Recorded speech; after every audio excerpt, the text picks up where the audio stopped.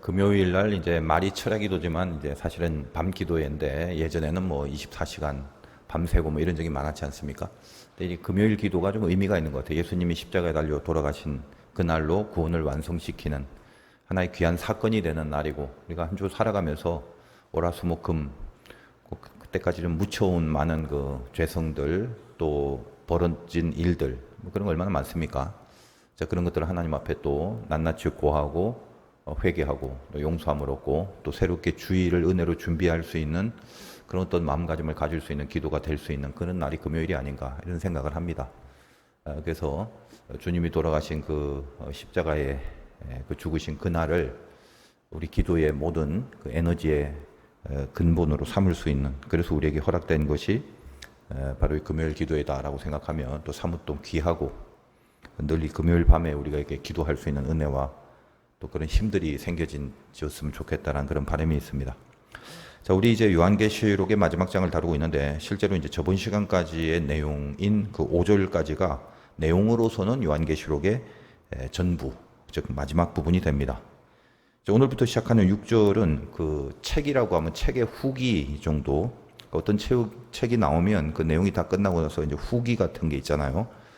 그 부분에 해당하는 겁니다.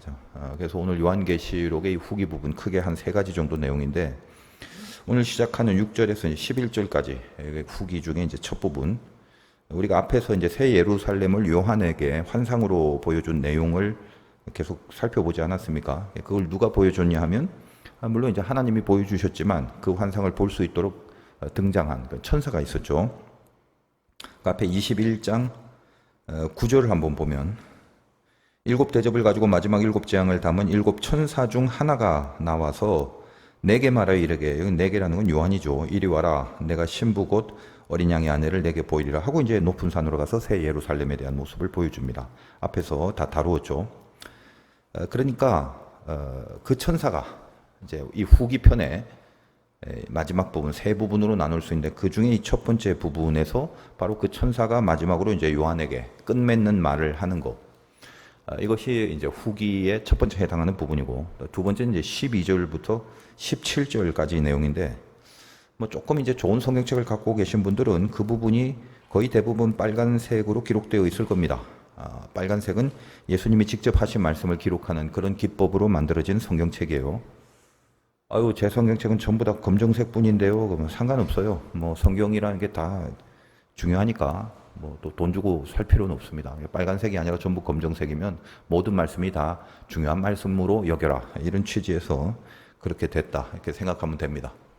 아니라면 혹시 빨간색이 이렇게 쓰여져 있는 그런 것은 전부 다 예수님이 직접 하신 말씀이, 그러니까 의외로 이제 본인 성경책의 특별히 신약 부분에서 이렇게 빨간색으로 기록된 것은 이게 전부 다 예수님이 직접 하신 말씀이라는 걸 모르고 계시는 분들이 아주 많아서, 그래서 참고로 가르쳐 드리는 겁니다. 하여간 이제 12절부터 17절까지 내용, 이건 이제 마지막 최종적인 그 재림주로 오실 주님이 끝맺는 말씀을 하시는 부분. 첫 부분은 천사가 끝맺는 말, 두 번째는 주님이, 예수님이 끝맺는 말을 하는 것이고, 이제 마지막 세 번째는 이제 18절에서 마지막 21절까지 내용인데, 요한이 이 요한계시록을 기록한 저자가 이 말씀을 이제 어떻게 다루고 또 받아야 되는지에 대하여 마무리 멘트를 하면서 끝맺고 있는 부분입니다. 그러니까 오늘부터 이제 살펴볼 22장 6절 이하의 후기 부분은 천사와 주님과 요한, 그들이 이제 각자 그 말들을 하는 주체가 돼서 마지막으로 전할 내용들을 전하는 것으로 마감하고 있는 그런 구도라고 또 이해를 하시면 될 것 같습니다. 그래서 이제 오늘은 그 첫 부분 중에 이제 앞쪽인데, 천사가 마지막으로 하는 말입니다. 6절 한번 보겠습니다. 또 그가 내게 말하기를, 이 말은 신실하고 참된지라 주고 선지자들의 영의 하나님이 그의 종들에게 반드시 속히 되어질 일을 보이시려고 그의 천사를 보냈다. 그가 내게 말하기를, 그가 누구냐? 천사죠. 내게 말하기를, 내가 누구냐? 요한입니다. 그래서 아까 21장 9절 다시 한번 보면, 일곱 대접을 가지고 마지막 일곱 대왕을 담은 일곱 천사 중 하나가 나아가서 내게 말하여 이르기를, 그렇게 얘기가 되죠. 그러니까 천사가 요한을 산으로 데리고 가서 새 예루살렘에 대해서 보여줍니다. 그 보여준 내용이 22장에 저번 시간까지 다루었던 5절까지 이렇게 쭉 계속되는 거예요. 그 보여진 새 예루살렘의 모습이. 그러니까 천사가 요한에게 새 예루살렘 다 보여주고, 이제 마지막으로 이제 오늘 후기에 접어들어서 한마디 하는 거예요. 그것이 이제 바로 6절입니다. 뭐라고 했죠? 내가, 즉 천사가 요한에게 말하기를 이 말은 신실하고 참되다. 그 얘기를 한 거예요. 그러니까 신실하고 참되다 이 표현은 사실 계시록에 굉장히 자주 등장하는데 잠깐 확인을 해본다면 한 장 정도 넘기면 19장 9절에 보니까 천사가 내게 말하기를 기록하라. 어린 양의 혼인잔치에 청함을 받은 자들은 복이 있다. 또 내게 말하 이것은 하나님의 참되신 말씀이라. 참되다라는 표현 나오고 21장 5절 보좌에 앉으신 이가 이르되 보라 내가 만물을 새롭게 하노라 하시고 이르시되 이 말은 신실하고 참되니. 자, 이런 말들 자주 등장하는 것입니다. 자, 어떤 사람이 야 이거 진짜야 정말이야 참이야 뭐 그렇게 여러 번 말했다면 둘 중에 하나죠. 진짜든가 사기치려고 속이든 가짜든가 둘 중에 하나예요. 3층에서 불이 났는데 이제 창문을 열고 보니까 막 밑이 잘 안 보여 연기가 나서. 근데 이제 밑에서 어떤 사람이 뛰어내려 내가 받아줄게 그럽니다. 3층이니까 무서워서 이렇게 멈칫하고 있는데 진짜야 정말이야 받아준다니까 안 보여도 뛰어내려 내가 보고 있어 내가 다 받아줄게 그럽니다. 진짜야 정말이야. 그렇다면 그 진짜라고 말하는 게 중요한 게 아니라 그 말을 누가 했느냐가 중요한 거예요. 지 아버지가 그랬다면 그건 진짜 중에 진짜죠. 그러면 만약에 안 뛰어내리면 그 큰일 나는 거예요. 그 뛰어내려야 사는 거다 이 말이에요. 근데 모르는 사람이 그렇게 말한다? 그럼 이제 믿기가 좀 어렵죠. 긴가민가 해야 될 겁니다. 하나님이 우리에게 보여준 이 종말의 모든 환상들이 진짜라고 말하는 겁니다. 누가요? 이 주님이 말씀하시는 거죠. 그러니까 이 말은 믿으란 말이고 믿어야 한다는 말이고 믿지 않으면 죽는단 말이에요. 살려야 하기 때문에 진짜라고 여러 번 말씀하시는 이 주님의 마음을 느낄 수 있어야 하는 겁니다. 이 천사가 하는 말 중에 또 한 가지가 뭐냐? 참되다, 신실하다 이런 말 말고 또 뭐라고 합니까? 이제 이 일이 속히 되어질 일인데 그 6절에 그죠? 그의 종들에게 반드시 속히 되어질 일들을 보이려고 천사, 즉 내가 왔다, 나를 보냈다 하나님이 그 얘기를 하잖아요.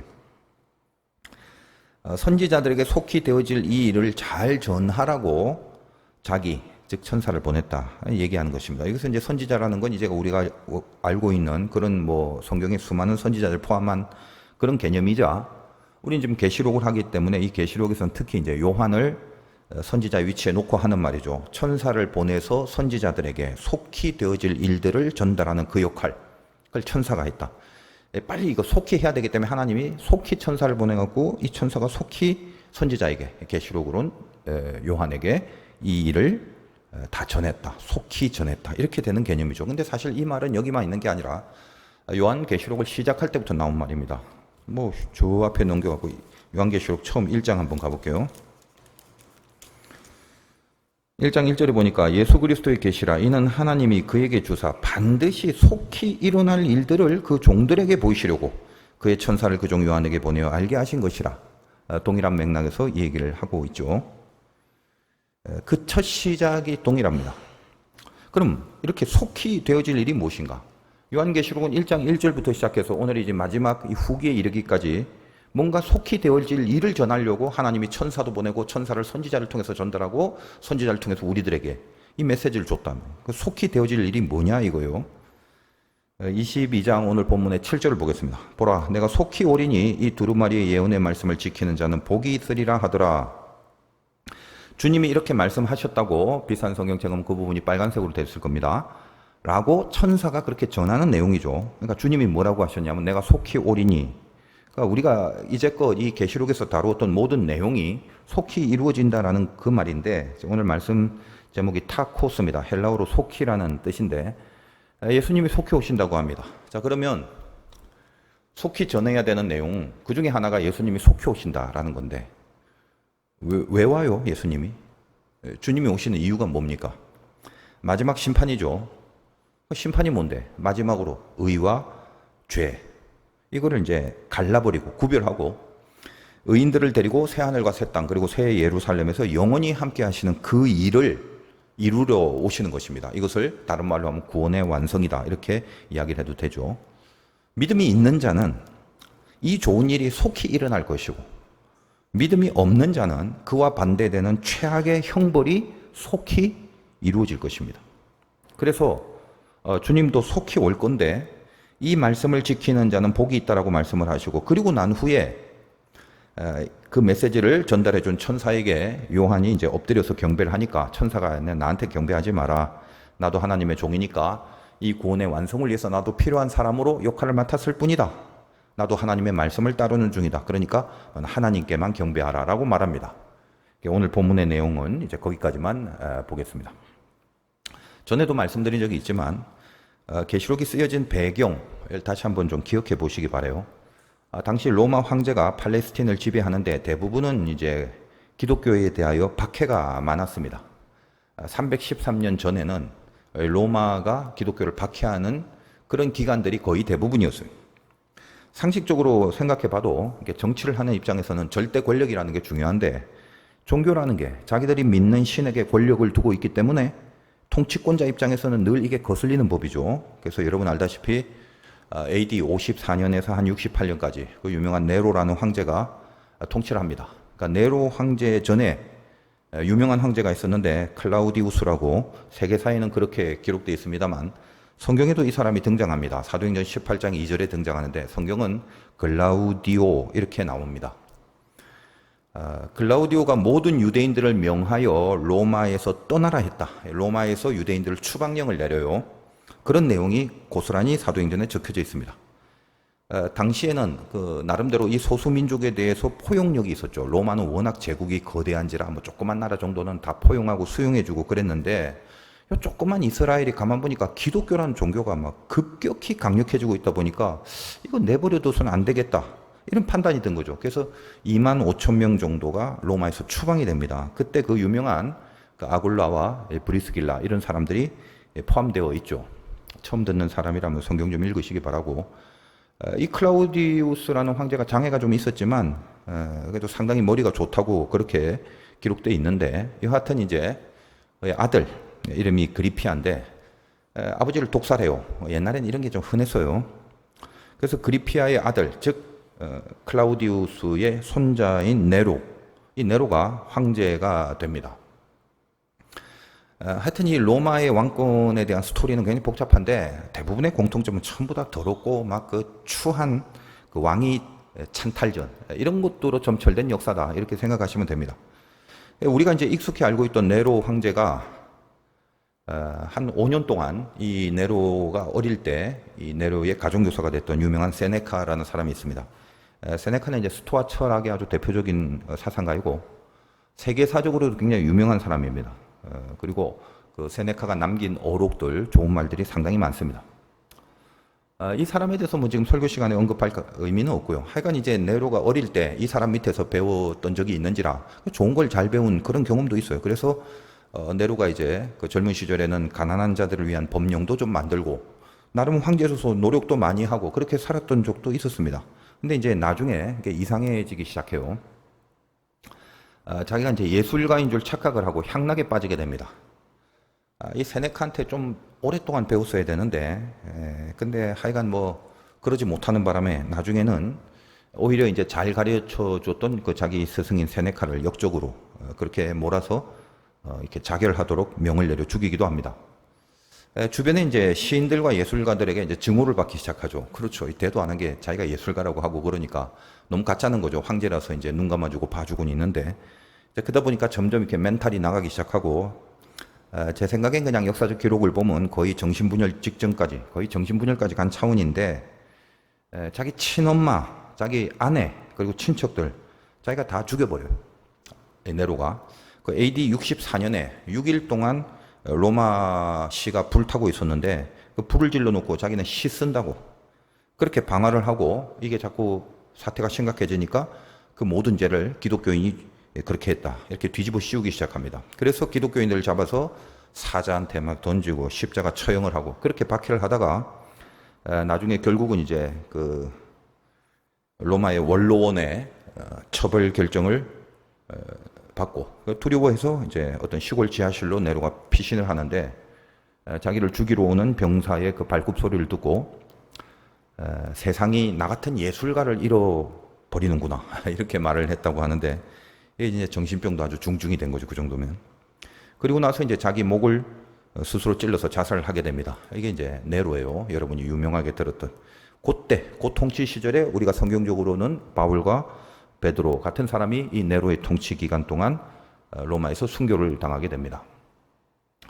네로 이후에 한 두세 명 정도 뭐 그냥 잔잔한 짧게 지나간 황제들이 있었는데 이제 굵직한 사람이 네로 이후에 베스파시우스 유명한 사람이죠. 이 사람도 황제가 되는데 당시에 이제 반란을 도모하는 유대인들이 계속 저항운동을 좀 했습니다. 로마에서 우리나라 독립운동처럼.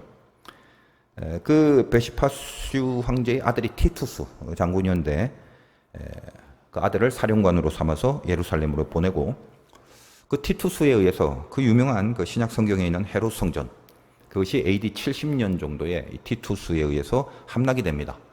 예수님이 예언한 것처럼 돌 위에 돌 하나 남기지 않고 다 철저하게 뭐 이제 들리는 야사에 의하면 금이 안에 많다 보니까 이렇게 돌을 뒤집어 갖고 금 빼내고 병사들이 또 뭐 돌 들추고 금 빼고 이런 식으로 하는 바람에 돌 위에 돌이 정말 하나도 남지 않을 정도로 초토화가 됐다라는 그런 말이 전해지고 있어요. 하여간 티투스가 그렇게 사령관으로 있다가 그 다음에 이제 아버지 뒤를 이어서 황제가 되고 나서 한 2년을 넘지 못하고 이제 열병으로 죽습니다. 그 뒤에 이어받은 아들이 바로 이 요한계시록이 쓰여진 역사의 배경에 현역으로 근무 중인 그 악독한 도미티안이라는 황제가 되는 거예요. 이 로마 황제의 악한 영향력의 흐름을 좀 염두에 두시고 요한계시록의 배경이 된 도미티안까지 지금 내려온 것입니다. AD 81년에서 한 96년 사이 도미티안이 처음에 이제 기독교인에게 무관심했는데 로마의 재건을 위해서 나름대로 황제답게 고민을 하다가 어떻게 해야 될까? 그리스 로마 신화에 강한 고로 로마의 신들을 이제 다시 이렇게 재건하면은 뭔가 이렇게 파워가 뭉쳐지지 않을까 그런 생각을 한 거죠. 근데 그러다 보니까 기독교인들이 반대하고 적극적으로 그 저항이 드러납니다. 그러니까 도미티안이 그때부터 이제 본격적으로 기독교를 이제 적대하기 시작하죠. 나름대로 한 10년 동안은 조용하게 이제 자기 자리를 강력하게 굳히기 작전, 실력과 세력을 키워 나가다가 10년 정도 지난 다음에 그리스 로마의 그 신을 이제 복구하려고 하는데 이번에는 이제 판도가 많이 달라졌죠. 이전까지 로마의 황제라는 건 자기가 죽고 나서 그 다음에 신의 자리에 위치시키는 그런 관습이 있었습니다. 아무래도 이제 대영 제국이다 보니까 명예와 권위를 위해서 죽고 나서 어떤 신의 자리로 이렇게 올리는, 그냥 기념하는 그 정도의 관습이 있었는데 이게 말도 안 되지만 하여간 이제 황제니까 그렇게 취급을 해주는 전통이 있어 왔습니다. 근데 이 도미티안은 로마 황제 중에 최초로 지금 현존하고 있는 신들 사이에서 자기가 살아있는, 죽지도 않았는데 살아있는 동안 신의 자리에 자기를 올려놓죠. 그래서 자기를 도미누스 데우스, 데우스는 신이란 말이에요. 그렇게 부르라. 자기를 아예 신으로 부르라는 거예요. 그러니까 유일신 사상을 가진 기독교가 절대 이거 동의할 수 없겠죠. 여기서 이제 도미티안이 어쭈 반대해? 그래서 이제 기독교에 대해서 완전한 이제 대적자가 되어버립니다. 지금 이 역사 이야기는 요한계시록의 배경이 되는 로마의 시대 상황을 지금 제가 말씀드리고 있는 거예요. 항상 이제 인간이 높아지면 마귀가 들어가 앉아서 마귀가 이제 종로로 타는 법인데 상상도 못한 박해를 그때부터 가하기 시작합니다. 도미티안이 선포한 내용이 뭐냐? 내가 살아생전 기독교의 씨를 말려버리겠다. 이 말을 합니다. 그래서 이제 기독교인들이 도망하여 숨기 시작하고 그곳을 이제 우리는 카타콤이라는 곳이라고 유명한 그 지하 동굴. 우리 교회도 이제 지하의 이름을 이제 카타콤이라고 하는데 진짜 카타콤에 비하면 이제 우리 교회 지하는 호텔 수준이죠. 그러니까 아주 그 미로처럼 복잡하게 길을 잃을 정도로 한번 들어가면 못 찾는 그렇게 길을 만들어 놨습니다. 기회가 되면 그런 그 카타콤에 한번 들어가서 한번 느껴보고 싶은데 얼마나 거기서 이렇게 가슴 졸이고 살았겠습니까? 여러분도 한번 좀 살아보시는 경험을 하면 좋을 건데. 궁금해서 이제 성지순례 같은 곳에 다녀오신 분들한테 물어보면 근데는 안 가고 뭐 어디 갔다 왔더니 뭐 하여간 뭐 물건 사는 데만 잔뜩 갔던 이야기 합디다. 뭐 사해바다에 소금 비누는 한국 사람들이 다 사간다. 근데 로마의 이제 바티칸에 가면은 거기 세계 천재들이 그린 그런 그림들이 너무 많거든요. 천지창조 손가락 이렇게 하고 있는 거 있잖아요. 그런 거. 그런 대표적인 그림에서부터 하여간 이 세계적인 천재의 작품이 로마의 그 바티칸이라는 건 세계에서 제일 작은 나라죠. 그 캐톨릭 나라, 교황이 사는 이제 나라인데 거기 다 들어가 있어요. 그래서 거기 매년 뭐 수없이 매일 관광객들이 오가고 있는데, 거기를 이제 보려면 뭔가 이렇게 배경 지식이 있어야지 이해가 되니까, 이 바티칸 성전에 들어가기 전에는 그 야외에서 건물 내로 들어가기 전에 그 안에 있는 이제 그림에 대한 강의를 좀 해준다고 해요. 그래서 이제 그걸 좀 대강 듣고 나서 이제 들어가 보면 이제 이해가 되고 뭔가 감동이 다르잖아요. 근데 한국 사람들은 단체로 관광을 오면 그거 강의 시간에 다 사라지고 없대요. 어디 갔나 찾아보면 그 바티칸 근처 정원 같은데 풀밭에 들어가서 쑥 캐고 있더랍니다. 한국에 있는 아줌마들이 전부 다. 그런 모습은 이제 우리 한국 관광객밖에 없다고 그런 얘기를 들었어요. 하여간 이 도미티안 당시에, 즉 요한계시록이 기록될 그 당시의 박해 내용은 그 기록된 역사를 보면 참 처참한데, 그 로마가 이제 기독교인을 잡으러 카타콤에 들어가도 그거 워낙 미로로 돼 있다 보니까 찾을 수도 없고, 또 뭐 잡아갖고 포로를 잡아서 고문을 하고 신문을 해도 뭐 진짜 찾을 수 없으니까 고문을 해도 효력이 없다는 거예요. 그래서 당시 기독교인의 박해 내용들을 보면은 그 부모하고 애를 불러갖고 자기 자녀한테 이렇게 동물의 가죽 옷을 입히고 그 오랫동안 굶긴 맹수를 풀어갖고 부모가 보는 자리에서 자식을 잡아먹게 그렇게 합니다. 그리고 이제 또 빨가벗 끼고 로마 신들의 그 신화 내용에 나오는 그런 성적 행위들을 많은 사람들이 보는 앞에서 하라고 시키고, 그리고 나서 죽여버리고, 그리고 막대기에 이제 사람을 매달아 갖고 몸에다 기름을 바르고 밤에 그 몸에 아예 그냥 불을 지펴버려 갖고 세상을 밝히는 신에게 주는 제사다 이렇게 얘기를 하고, 아까 그 AD 70년에 성전이 파괴됐다고 그랬죠. 유대인들이 예루살렘으로 보내는 헌금을 황제가 전부 다 이제 자기한테 바치라. 왜? 나는 신이니까 나한테 헌금해라. 이런 식으로 핍박을 합니다. 그렇게 핍박을 하고 또 이게 얼마나 내 스스로가 단호한가를 도미티안이 기독교인들에게 보이기 위해서 그의 아내가 기독교인이라는 이유로 처형을 시켜버리고 친인척들도 기독교인들 전부 다 죽여버립니다. 결국은 이제 나중에 도미티안은 이제 자기 궁에서 이제 암살을 당하게 되죠. 말로만 여러분들이 추상적으로 박해 했지 실제로 그 현장 속에는 여러분들이 이제 가본 적도 없고 별로 들어본 적이 없어서 그 정도였나 싶은 마음이 있을 수도 있을 겁니다.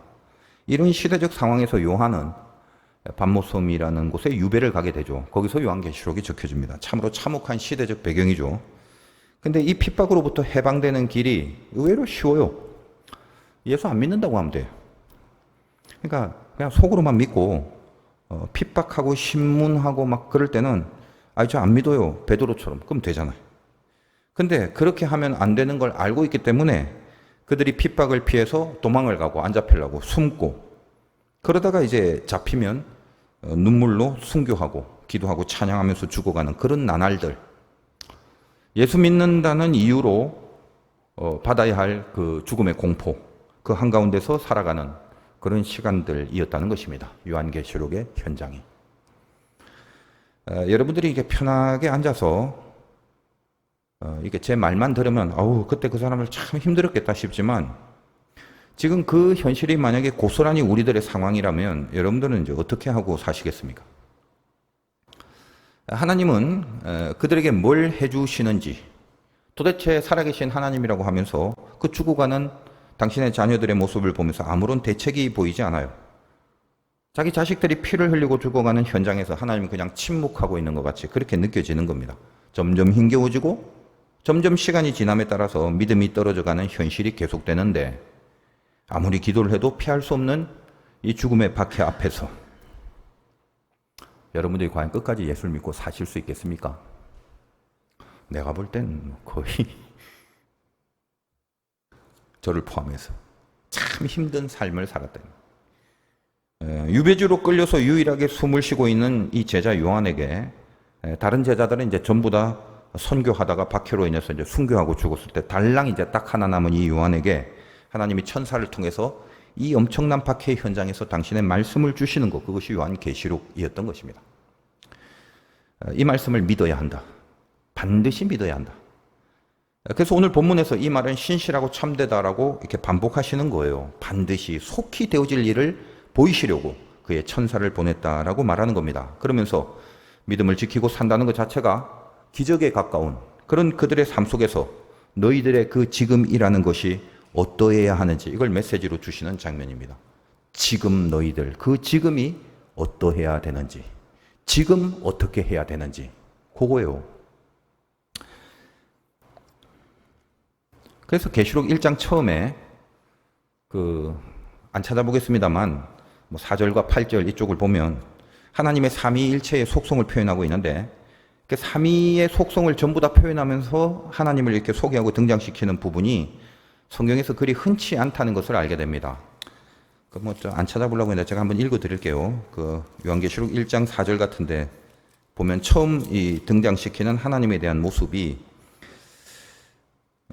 요한은 아시아에 있는 7 교회에 편지하노니 이제도 계시고 전에도 계셨고 장차 오실 이와 그의 보좌 앞에 있는 7 영과, 요한계시록 1장 4절입니다.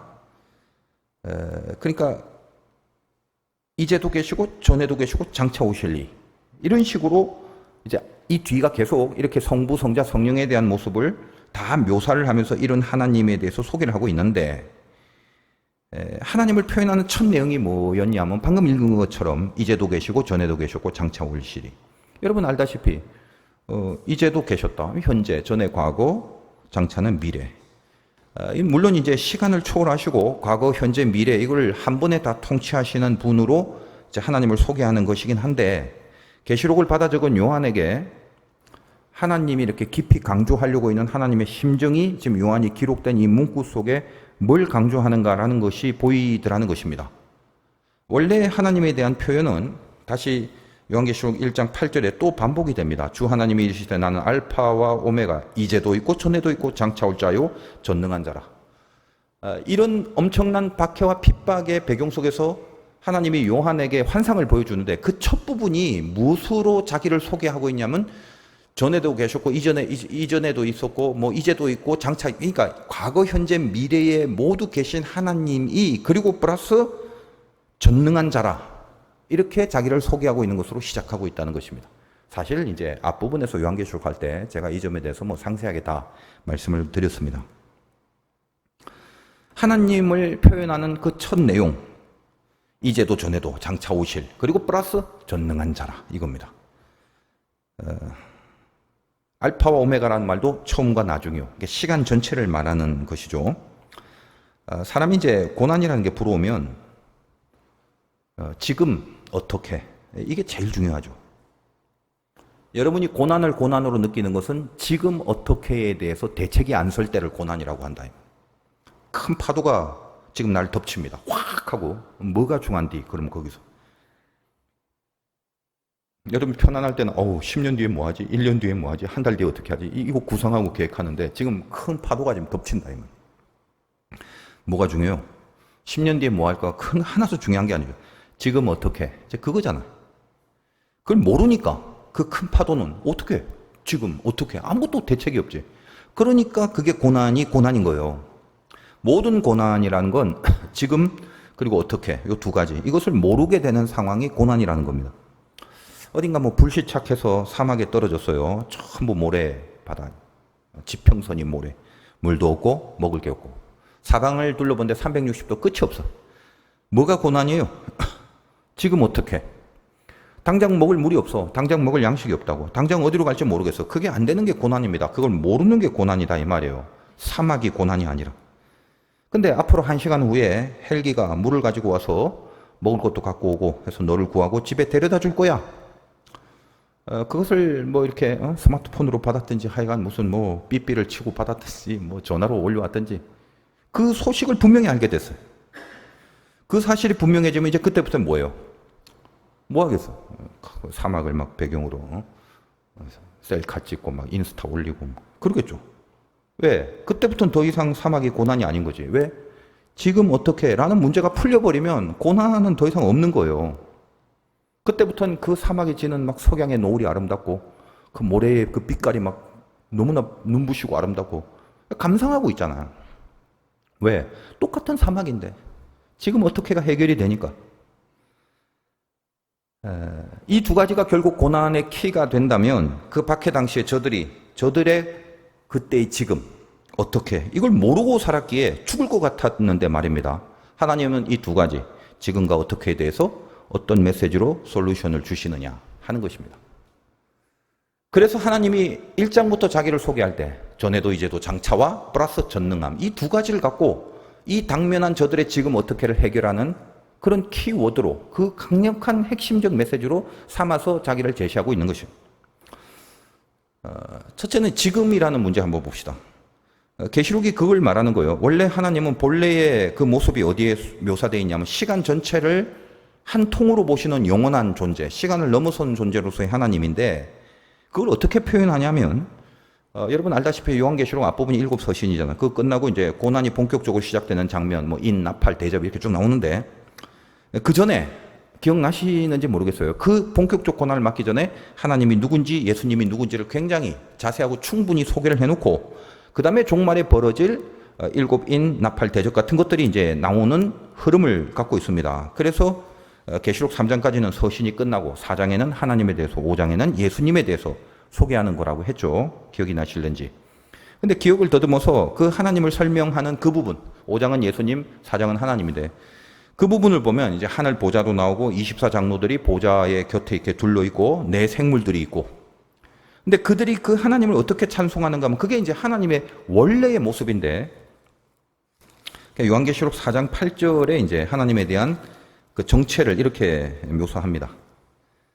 네 생물은 각각 6날개를 가졌고 그 안과 주의 눈들이 가득하다. 그들이 밤낮 쉬지 않고 이르기를 거룩하다 거룩하다 거룩하다. 주 하나님 곧 전능하신 이여 해놓고 하나님에 대해서 어떻게 전에도 계셨고 이제도 계시고 장차 오실 이시라. 이 부분 할 때 제가 충분히 사실 설교를 통해서 말씀을 전해드렸습니다. 근데 오늘 다시 한번 보자는 거예요.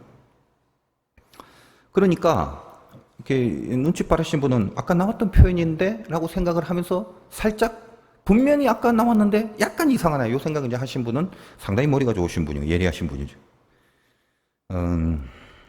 뭐가 차이가 있냐면 시간적인 표현에서 좀 차이가 있죠. 시간의 순서가 4장 8절 원래의 하나님은 과거, 현재, 미래입니다. 하나님에게 과거, 현재, 미래가 있다는 게 아니라 우리가 느끼는 시간의 흐름상 전체의 시간을 관장하시는 하나님이기 때문에 우리는 편하게 과거, 현재, 미래 이렇게 연결하잖아요. 그리고 그 모든 시간을 관장하는 하나님을 소개합니다. 그런데 그 하나님이 지금 이 도미티안의 박해를 현장에서 받고 있는 당신의 자녀들에게 다가오는 하나님으로서의 자기를 소개할 때는 원래의 하나님의 속성 말고 지금 이 상황 속에서 그들에게 다가가야 되는 그 하나님에 대해서 소개할 때 그때는 표현이 바뀌는 거다 이 말이에요. 그 차원에서는 시간의 영역대가 언제가 되느냐면 아까 1장 4절과 8절 이 두 군데의 공이 전부 다 기억나시죠? 이제도 이게 먼저다 이 말이에요. 원래는 과거, 현재, 미래 전에도 이제도 장차인데 이 시점에서 이 배경 속에서 하나님이 다가오시는 분으로 소개할 때 그 하나님은 이제도라는 현재를 가장 먼저 앞으로 보내고 있다. 그 얘기를 예전에도 한번 말씀을 드린 적이 있죠. 적어도 우리들에게 역사하는 그 순간만큼은 원래는 전에도부터 시작해야 될 하나님이시지만 이제도부터 하신다는 말이에요. 다시 말하여 우리의 지금이라는 것은 하나님의 이제가 되는 거죠. 헬기 지금 뜬다. 하나님의 지금이에요. 이건 지금이 중요한 거예요. 과거에 헬기를 준비해놨고 앞으로 헬기가 언젠가 올 것이다가 아니라 지금 이게 제일 먼저예요. 너희들의 지금 그것은 나의 이제다. 걱정 마라. 고난을 아픔으로 여기고 절망하고 낙담하고 포기하고 주저앉지 마라. 그거 막연하고 답답한 거 절대 아니다. 그것이 속히 라는 말로 강조하면서 너희들의 지금을 나의 이제로 속히 그렇게 바뀌어지고 내가 속히 너희들에게 간다라는 이 말씀을 계속적으로 강조하고 제시하고 있다는 말이에요. 저는 개인적으로 큰 은혜가 됩니다만 여러분은 어떨지 모르겠어요. 주님이 언제 오신다는데 우리 이런 말 많이 합니다. 속히 오신대. 오늘도 그죠. 주님이 속히 오신다. 그렇게 하시고 속히 오셨냐 하면 2000년이 지났는데 아직 안 오시거든. 하루가 1000년 같은 하나님이 우리들이 느끼는 시간대를 사시는 게 아닙니다. 길고 짧고 이런 개념은 우리한테 있는 거지 하나님에게는 사실 없는 거죠.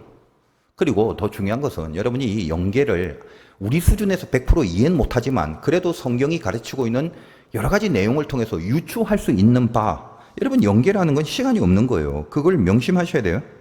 그러니까 속히 오신다라는 얘기를 하면 2000년 전부터 속히 하신다고 그랬는데 2000년 지나도 안 오네. 그래서 여러분 어때요? 뭐 불만이에요? 주님이 안 오셔갖고? 뭔가 못 믿을 것 같나요? 앞으로도 안 올 것 같아?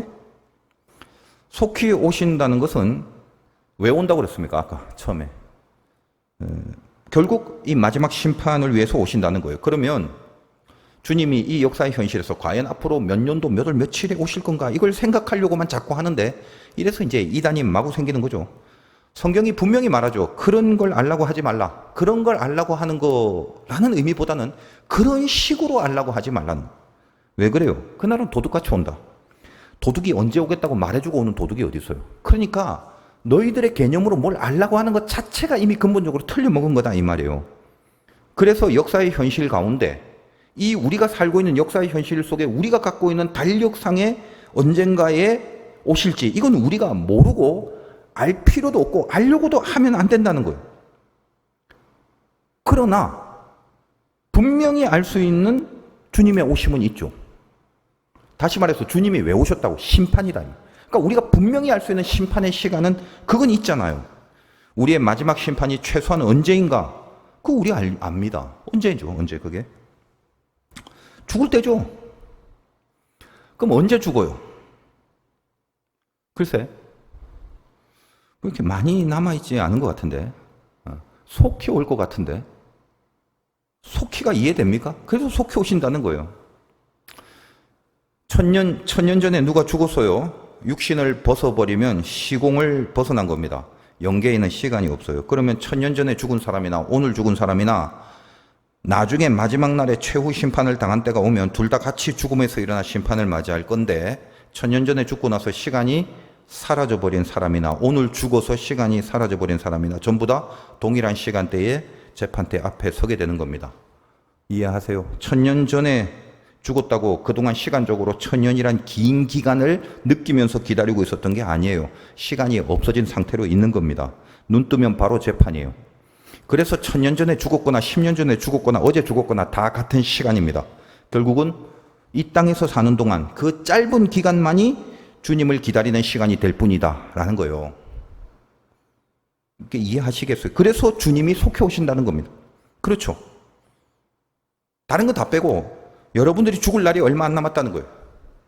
여러분이 죽는 그날이 주님이 속해 오시는 거죠. 여러분 인생과 영혼 속에. 왜? 속해 오신다. 오시는 이유가 심판이기 때문에. 속히 여러분의 인생은 하나님 앞에 심판을 당하는 거예요. 그날이 속해 온다는 거예요. 그러므로 저나 여러분의 지금이라는 게 얼마나 중요합니까? 하루가 천년 같은 그런 비중을 두고 살아내셔야 할 정도로 얼마나 귀한 시간을 살아가십니까? 나의 매일매일. 오늘도 그냥 이렇게 맹한이 지나가 버린, 벌써 밤이네? 이렇게 돼버린 이 하루. 이 매일매일이 그래서 주님으로 가득한 그 매일을 살아내셔야 하는 거죠. 하루만 그래도 천년을 주님과 가득하게 보내는 삶이 되는 거다라는 거예요. 이 하루 동안 얼마를 내 호주머니에 집어넣느냐가 영원히 남겨질 흔적이 아니라 이 하루를 주님과 같이 보낸 그 하루로 만들어내는 것이 우리에게 가득함이라는 거예요. 그게 핍박이 오는 그 시간, 이 도미티안의 박해 속에서 그 하루가 죽을 것 같을지 모르지만 너의 지금은 나의 이제란다. 내가 이제도 함께한다. 즉 너의 죽을 것 같은 그 상황에도 그 고난에도 내가 제일 먼저 나의 이제가 돼서 너와 함께한다. 그걸 지켜낼 수 있기 바란다. 그것이 너의 지금이다. 그리고 나의 이제다. 그 메시지를 이 가장 어려운 시절에 있는 저들에게 그걸 던져주고 있다는 것입니다. 그래서 저는 개인적으로 이게 참 이해가 돼요. 왜 하나님이 자기의 시간의 코드를 전에서부터 시작해야 될 분이 이제로 바뀌었는가에 담겨져 있는 하나님의 심정을 제가 붙잡으니까 나의 지금을 하나님은 당신의 이제로 여기시고 여전히 고난 가운데 가장 먼저, 가장 빨리, 가장 가까이 주의 임재가 나와 함께 하고 있다는 것이 이 어렵고 힘든 시대에 나의 영적 정체라는 걸 알게 된다면 드디어 내가 여기서 어떻게 살아야 되고 어떤 힘을 내야 되는지 나에게는 무한한 힘으로 또 은혜로 이렇게 다가오는 하나님의 메시지가 되더라는 것입니다. 두 번째, 어떻게? 그리고 하나님은 아까 말했죠. 전에도 이제도 장차해놓고 이걸 연결하여 전능한 자다 이렇게 얘기합니다. 이제도 전에도 장차 오신다. 나는 전능한 자라 이렇게 연결합니다. 다시 한번 제가 1장 8절을 읽어드릴게요. 주 하나님이 이르시되 난 알파와 오메가 이제도 있고 전에도 있었고 장차 올 자요 전능한 자라 하시더라. 너희의 지금은 나의 이제로 삼아서 자, 지금 헬기 뜬다. 잠시만 기다려. 그리고 헬기 태워 가다가 그만 예를 들면 다 된 줄 알았는데 헬기가 불이 나버리면 어쩔 거예요? 응? 알아봤더니 뭐 전기 헬리콥터라고 배터리에 불이 나버렸다. 요즘 뭐 청라에서 전기차 때문에 뭐 사고가 크게 났다 그러는데, 그러면 지금이고 뭐고 다 소용없어요. 하나님은 그럴 리가 없는 거예요. 그러니까 헬기에 능력이 딸려갖고 지금 속히 뭔가를 하나님 해주셨는데 능력이 안 돼? 이 무슨 넌센스예요. 절대로 그럴 리가 없는, 실패하지 않는, 엉성하지 않은, 결함이 없는 그런 존재로 소개돼야 되는 거예요. 그래서 이제도 전에도 장차 다음에 바로 전능한 자다라고 하는 것입니다. 전능이라는 게 헬라어로 판토크라토라고 하는데, 히브리 말로는 우리가 많이 엘 샤다이, 그때 그 샤다이가 전능이란 말이에요. 신약 성경에는 판토크라토르, 이 단어가 사실 굉장히 많이 나올 것 같지만 10번 정도밖에 사용이 안 된답니다. 의외죠. 학자들의 이야기가 그래요. 제가 직접 다 이건 찾아보진 않았어요. 전능이라는 단어가 아주 많이 나올 것 같은데 그렇지 않습니다. 그 중에 한 번은, 그 한 10번 정도 중에 한 번이 고린도후서 6장 18절에 나와요. 제가 한번 읽어드립니다. 너희에게 아버지가 되고 너희는 내게 자녀가 되리라 전능하신 주님의 말씀이니라 하셨느니라. 이때 전능이 나와요. 그러니까 뭘 전능이라고 하냐면 너희에게 아버지가 되고 너희는 내 자녀가 된다. 즉 자녀 삼는 것 자체가 전능이라고 하시는 겁니다. 이 전능이란 말을 왜 할까요? 전능이라는 것은 뭐죠? 불가능한데 가능한 걸 전능이라고 하죠. 네가 내 자녀가 될 수 없어. 네 수준이, 네 자격이, 네 실력이. 근데 그걸 자녀로 만드신단 말이에요. 그게 하나님 앞에서는 가장 큰 당신의 전능하심이에요. 사실은. 창세기 17장 1절에 보면 아브라함이 99세 때 나타나신 하나님의 첫 마디가 뭐냐? 나는 전능하신 하나님이라 이럽니다. 아까 10번 나온다는 건 신약에서고 엘 샤다이라는 개념의 전능함이라는 것은 창세기에 그렇게도 등장하는데, 애도 나올 수 없는 사람 그잖아요. 그 아브라함에게 열국의 아비를 삼겠답니다. 그런 차원에서 전능이다. 그러니까 그냥 능력이 아니라 전능. 아무것도 없는데, 근거가 없는데, 이유가 없는데, 사방팔방을 돌아봐도 하나도 없는데 헬기 띄우시는 분이다. 죽었다, 죽는 것 말고는 없다 하고 있는데 하늘에서 만나를 보내는 분이고, 막혀서 갈 데가 없는데 바다 가운데로 길을 열어주시는 분이다. 아무것도 없는 무에서 유를 창조하신 전능자, 그분이 하나님이다. 헬기 고장날 생각하지 마라 이거예요. 이런 판토크라토르, 즉 전능이란 단어가 그러면 이제 신약 성경에 와서는 아까 말한 고린도 후서에 한 번 나오고, 그 외에 다른 곳에 어디 쓰여졌는가 하면,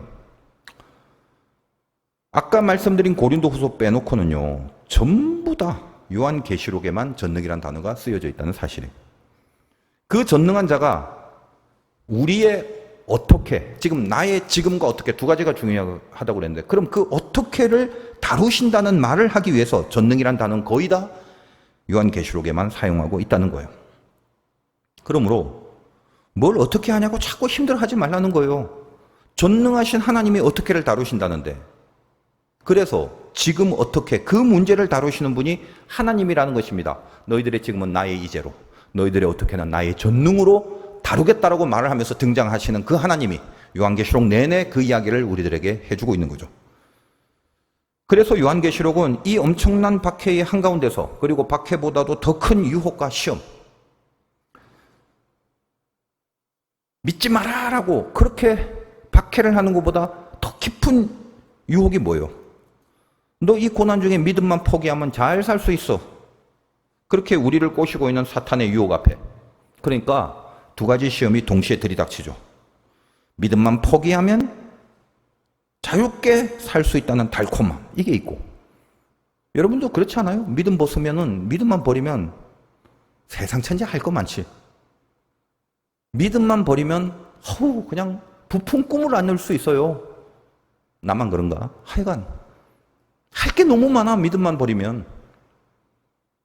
근데 믿음을 포기하면 잘 살 수 있어라는 달콤함이 있고, 그리고 믿음을 버리지 않으면 죽인다, 죽는다라는 그렇게 공격하는 두려움이 있고, 달콤함과 두려움.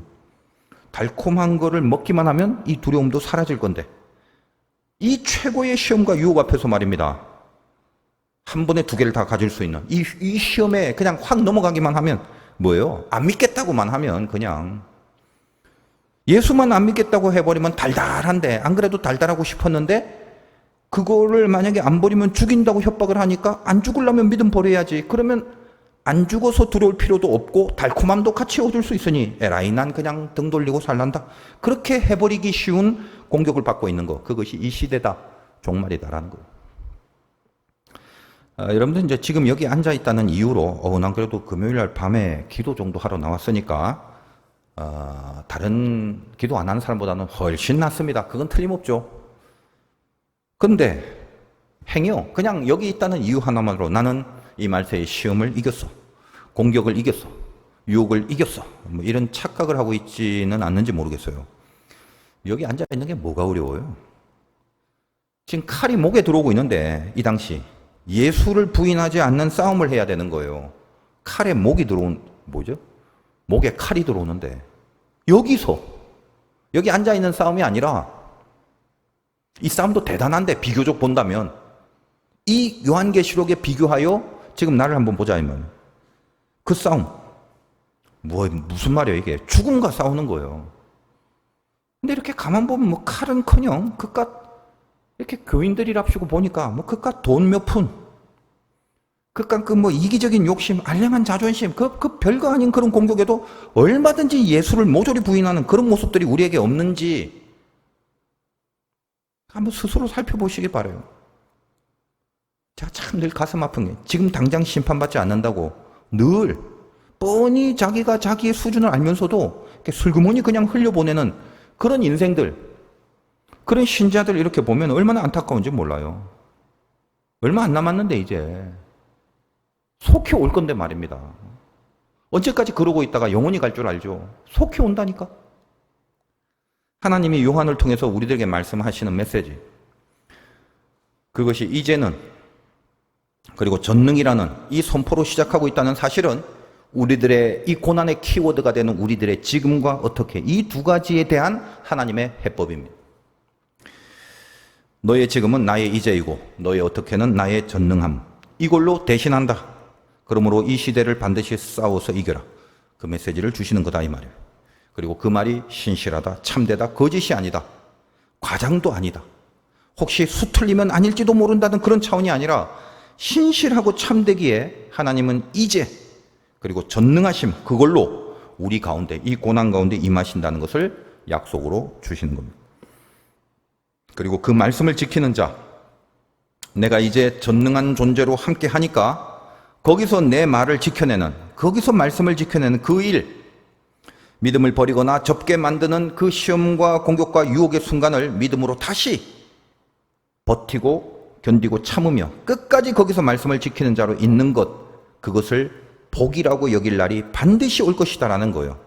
그리고 그 앞에, 그 선포 앞에 요한이 경배를 하고 있는 것, 그것이 오늘의 이 말씀이 되는 것입니다. 7절, 보라 내가 속히 오리니 이 두루마리의 예언의 말씀을 끝까지, 지금 말씀드린 것처럼 경고히 끝까지 지키는 자는 복이 있다 라는 말 앞에 모든 것을 수긍하고 동의하며 항복하고 깨달아 받아들이고 그 앞에 요한이 경배를 합니다. 저는 이제 실은 다른 선지자들도 많지만 이 요한의 계시록을 묵상하면서 말씀을 전하는 목사로서의 뭔가 깊은 책임 이런 걸 더 강하게 느끼게 됩니다.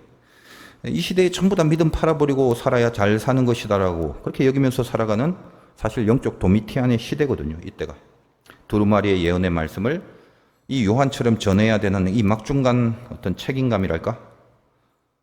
지금 어떻게 이것 때문에 눈물 흘리고 살 수밖에 없는 이 현실에서 이제 너희들의 지금은 나의 이제, 하나님의 이제가 전능함으로 그렇게 다가오시는 하나님을 전해야 한다는 것, 그것만이 살 수 있는 길이라는 것. 그래서 끝을 모르고 끝도 없는 박해의 기간을 견뎌내면서 끝이 없는 게 아니라 하나님이 시작이고 하나님이 끝이라는 말씀을 전해주고 싶었던 주님이, 그래서 알파와 오메가라는 말씀을 많이 하시면서 이 박해의 한가운데를 살아가는 자들에게 다가오시는 바로 그 심정, 그것을 느끼게 된다는 것이고 그것을 전해야 된다는 것입니다. 여러분은 이 하나님을 경배하시고 살아가시기를, 그걸 바라는 거예요. 경배의 핵심이 뭐죠? 오늘 요한처럼 이 말씀을 듣는 자리입니다. 그래서 예배하는 것이죠. 보라 내가 속히 오리니 이 두루마리의 예언의 말씀을 지키는 자는 복이 있으리라. 목회를 하면 할수록 진짜 목사의 기쁨이라는 건 한 가지뿐이더라고. 갈수록 그래요. 양이 이렇게 주인이 있는 곳을 열심히 걸어가는 거, 그거 보는 거예요. 만약 제가 목자라면, 그래서 목자는, 양은 목자의 게 아니죠. 하나님의 거예요. 그러니까 목자는 나중에 그것 때문에 양이 하나님께로만, 주인에게로만 잘 걸어가게만 한다면 목자는 주인에게 칭찬을 받는 거예요. 그거잖아요. 양이 엉뚱한 곳에 가면 목자가 야단을 맞을 것 같아갖고 괴롭고 신경 쓰이고 긴장을 하게 됩니다. 마지막까지 저나 여러분이나 또 우리 교회 모든 교인들이 끝까지 이 하나님의 길을 경배하면서 흐트러치지 않고 빗나가지 않고 빠꾸 하지 말고 끝까지 이 길을 잘 살아나갈 수 있는 그런 열매와 그런 각오와 모습과 은혜들이 있으시기를 주님의 이름으로 축원드립니다.